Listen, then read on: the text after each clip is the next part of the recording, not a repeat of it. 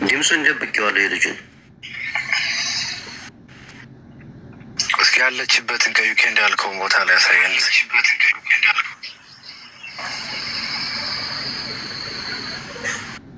ይኸው እዚህ ጋር ይታያል ላይ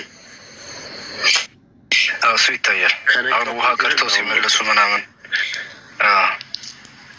ውሃ ቀርተው ሲመለሱ ምናምን የነበረው ውሃ ቀርታ እሱ አይደለችም፣ ሌሎች እዛ ያሉ ናቸው። ወይ በዚህኛው ዋትስአፕ ልላክና ላንጣላችሁ። ቫይራል ያውጡት ለሁሉም ይዳረስ። 10 ምናምን ሺህ ህዝብ ሲታንበስ ስለነበረ በሁለት ሰዎች ምክንያት ነው ጥሩ ነገር ሰጥቻችሁ ያልሄዳችሁት። አሁን ቤተሰብ ሀናን ማውጣት አለብን ውሳኔ ላይ ደርሻለሁ። የተበላሸውንም ነገር አስተካክያለሁኝ። ያው አንዳንድ መረጃዎች ቢጠፉብኝም ሰዎቹ ቢሰወሩብኝም ግን የቻልኩትን ነገር ማስተካከላለሁ። ያልኳችሁን ነገር አስተካክያለሁ። ከዛ በፊት አዳምጡት።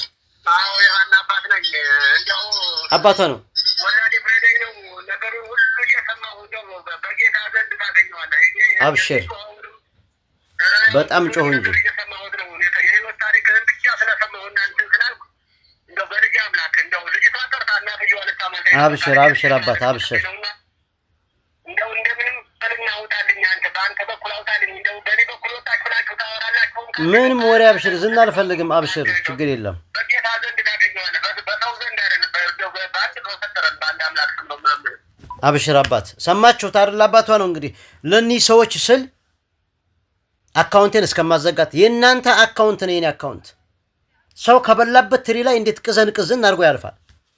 የኔ አካውንት እኮ የእናንተ መገላገያ ነበረ፣ የእናንተ ወንድሞች መፈልጊያ ነበር። እኔ ግን ጸጥ ያልኳቸው ነገር ስላበላሹብኝ ነው።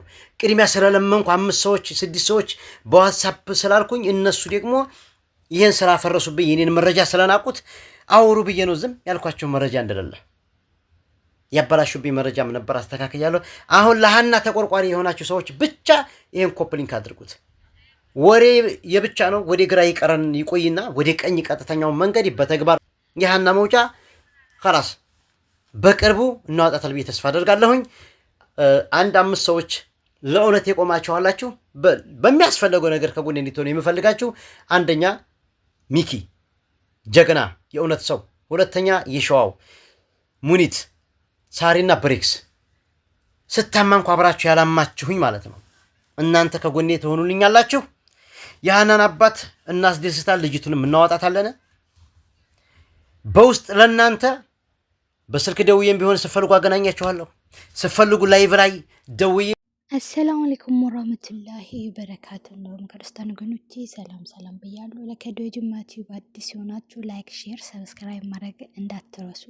መታችሁ ካያችሁ አይቀር ላይክ አድርጉ፣ አይከፈልበትም። ሰብስክራይብ አድርጉ እና አበሾች ምንድነው የሆነ ሰው ሲሞት ብቻ ነው መደገፍ እንትን የምትሏ። የሆነ ሰው ታሞ ወይ የሆነ ሰው የሆነ ነገር ሆኖ ከመጣ እንደናንተ ደጋፊ የለም። እቺ ልጅ በህይወት እያለች ቲክቶክ ላይ የስራ ልብስ ምናምን ነው የምትሸጠው፣ ልብስ ምናምን ነው የምታስታውቀውና ፎሎ አድርጉኝ እያለች እየለመነች ማንም ሰው ዞር ብሎ አላያትም። ዛሬ ግን እሷ የሆነ ነገር ሲደርስባት ሆይ ነው። ይሄ ደስ ይላል። ግን የሆነ በቃ ሰው ሲወድቅ ብቻ ሰው ከተሰበረ ብቻ ለማገዝ ባንሮጥ፣ በቃ የሚሰራውን ሰው ብናበረታታ።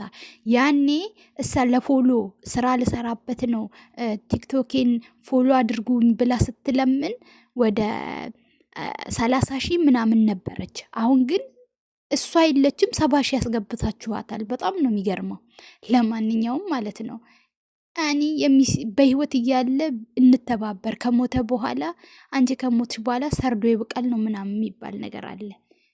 ፋይዳ የለውም። ሲቀጥል ደግሞ ማለት ነው እድሪስ ማሩ በጣም ነው የምትገርመው።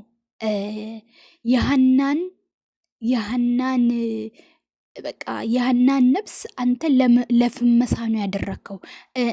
የሳያኮ ማለት ነው ትላንትና አንተ የእሱዋ ቦታዋ ቪዲዮዋ አለኝ ብልሃል። ቪዲዮዋ አለኝ ካልክ የእሷን አድራሻ የነሱን ሁሉንም ነገር ከሰጠህን እኛ ውቅናም ከፈለክ የፈለከውን ነገር እንሰጣለን ብሎ ለምኖ የነበረው አይደል?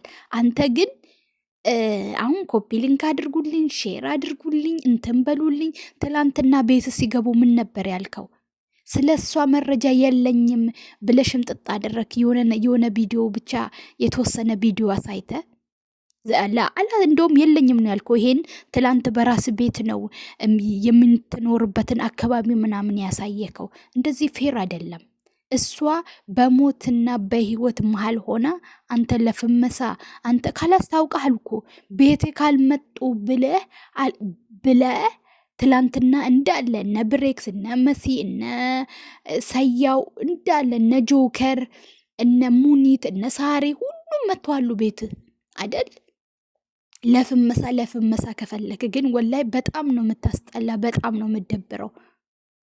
እንዴ ከዚህ በላይ እንዴት ትፈምሳለህ? እንደውም ማለት ነው ይበልጥ ራስን ለሴት ተቆርቋሪ ነኝ፣ የሴቶች እንባ ጠባቂ ነኝ ምናምን እያልክ ቱሪናፋ ስትነፋ ነበረ። ግን እንደዚህ አይደለም። የሴት ጠባቂ ከሆንክ ልጅቷ ባደረች ቁጥር እነሱ ሌላ ሴራ እያሴሩባት ነው የሚመጡት። ለዚህ መፍጨርጨር አንተ ጋር አባትዮ ምን አሉ? በእናት የፈለግከውን ነገር ሰጣለሁ፣ የልጄ ነፍስ ያለው አንተ ጋ ነው፣ በአንተ ሰበብ ከዛ መውጣት የምትችል ከሆነ ልጄን አውጣልኝ እያሉ አሁን ለምኖ ቦይሱን አሰምታል አይደል? በቃ በአንተ ቤት ጀብድ ተሰማ። ጀብድነት አይደለም፣ እውነት ጀብድነት አይደለም። ጀብድነት ግን ያንተን እውቅና፣ ያንተን ዝና፣ ያንተን ምንን እዛው አስቀምጠ ነበር ለዚች ልጅ መቆም የነበረብህ። አንተ ግን በጣም በቃ ለዝና ለመታወቅ ነው የፈለግከው። በተለይ ደግሞ የገጠሩ ልጅ፣ አብዛኛውም ሰው የገጠሩ ልጅ ምን ያድርግ እሱም እኮ እንደሷ ተጓዥ ነው። ላ ወላሂ አንደኛ ነገር እነሱን ተማምና ከነሱ ጋር እስከሄደች ድረስ ወደ ኋላ ብትቀራሱ አይ እኛ ከሷ ጋር ትንሽ አርፈን ነው መሄድ ያለብን ማለት ነበረባቸው። እሷን ግን ለአውሬ አስረክቦ የ20 ደቂቃ መንገድ ሄዶ እነሱ 2 ደላላዎች ከሷ ኋላ ቀርቶ የፈለጉትን ነገር አድርጎ 4 ሰዓት ቆይቶ መጥቶ ህይወቷ አልፋለች ሲባል አይ የ20 ደቂቃ መንገድ እኮ ነው። እስቲ ምን አለ ሄጄ እንኳን በቃ የሞተቿን ሊያ የት ቀበራችኋት እንዴት ሆነች ብላችሁ እንኳን አላላችሁም። ገባችሁ አይደል?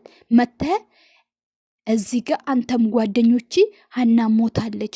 ሞት መዘገብ ማለት በጣም ከባድ ነው፣ በጣም ከባድ ነው። አንድን ነገር በአይን ሳታይ፣ በአይን ብርሃን ሳታይ እቺ ልጅ ሞት ያወጅክባት አሁን እኮ ማለት ነው። እቺ ልጅ በህይወት ስትወጣ አንተ የዝችን ልጅ ህይወት እስከ ወዳኛው እኮ ነው ያበላሸ። አሁን በህይወት አለች ስትባል ምን ተሰማ? አንዳንድ ሰዎች መረጃ በደንብ አድርጋችሁ ሳታጣሩ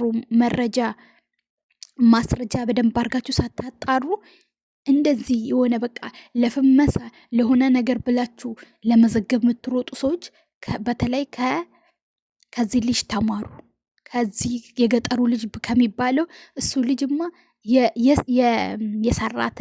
የሰራትን የእጁን ዋጋ ማግኘት አለበት። ወላሂ በህይወት እያለች እቺ ልጅ ሞታለች ብሎ አስባችሁታል? እስከ ወዳኛው ድረስ እውነቷን ሊያጠፋ ነበር። እሷ ግን ምናልባት የእናቷ ጸሎት ወይ ደግሞ የእሷ ጸሎት እዛ ውስጥ ሆና ዱዓ ስታረግ የነበረችዋ ሰምቷት 5 ዓመት እዛ ውስጥ ስትኖር ከርማ የስልጤ ልጅ ከዛን ስታረግ ስትታመም ወደ አገር የሸኝዋት እሷ እንዴ ሀና አንቺ እኮ የኛ ቤተሰብ ትመስያለሽ ማነሽ ስትባል ሀና ነኝ ብላ ተናገረች። እህቷ ትላንት የለቀኩት ቪዲዮ ላይ አይታችኋል። እህቷ መታ ትላንት እነሰያው ቤት ሁሉንም ነገር ተናግራለች። ሀና በህይወት እንዳለች እንዳልሞተች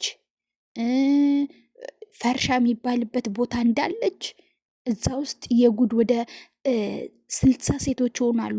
ቆንጆ ሴቶችን እንደሚስት አድርጎ ሲፈልጉ እያስወለዱ ከታመሙባቸው አውጥቶ እየጣሉ በገዛ በራሳቸው ዜጋ ሰው ከሴት ተፈጥሮ ነገ ሴት ይወልዳል። መቼስ እህት ባይኖረው ከእናት ማህፀን ወጥቶ በሴት ልጅ የሚጨክን ወንድ ይሄ በቃ ምን አለ እንደዚህ አይነት ወንድ ባይወለድ እዛ ማምቶ ቢቀር። አውዝ ቢላሂ ሸይጣን ረጂም። በጣም ነው የሚያስጠላው፣ በጣም ነው የሚደብረው፣ በጣም ነው የሚቀፈው። ሰው በገዛ ዜጋው በገዛ ባገሩ በወንዙ ልጅ እጠለልበታለሁ እጠገበታለሁ ባለው በዚህ ልክ በደል ሲደርስበት ስቃይ ሲደርስበት እንዴ በጣም ነው እኮ ነው የሚያስጠላው። ለስማችን ለዝናችን ራሱ ኢትዮጵያ አሁን ላይ እያደገች ያለች ሀገር ናት እና በዚህ ልክ ደግሞ እኛ በብሔር በዘር በተለይ መንግስታችን በሴት ላይ ያለውን ጥቃት የሆነ ህልባት ካላበጀለት ማንም የተነሳ በሴት ልጅ ላይ እንደዚህ ይጫወታል። በጣም ነው የሚያስጠላው። የምር በጣም ነው የሚቀፋው። አላህ እንደውችን ልጅ በሰላም ያውጣት፣ ከዛ ጉድጓድ ውስጥ በሰላም ያውጣት። ምናልባት ለሀና ብሎ እንደ ሀና የታፈኑት ፍትህ ሊያገኙ ይሆናልና ሁላችሁም ፍትህ ለሀና ማለት አለብን። እነዚህ ከነ ግብረ አበሮቹ መያዝ አለባቸው። አላህ እንደው ወጥቶ ከመቅረት ይጠብቀን፣ ከእንደዚህ አይነት ሙሲባ ይጠብቀን። አላህ ይጠብቃችሁ፣ ይጠብቀን።